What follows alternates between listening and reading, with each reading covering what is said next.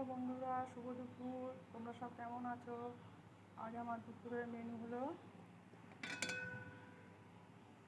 নিরামিষ পোলাও, কাজু কিশমিশ দিয়ে, আলুর দম,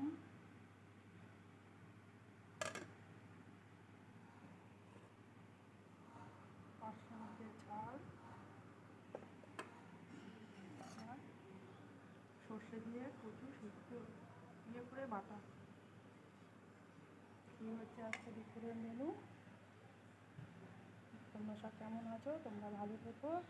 আমার চ্যানেল যদি তোমাদের ভালো লাগে, লাইক, কমেন্ট, সাবস্ক্রাইব করো। ভালো থেকো বন্ধুরা, বাই।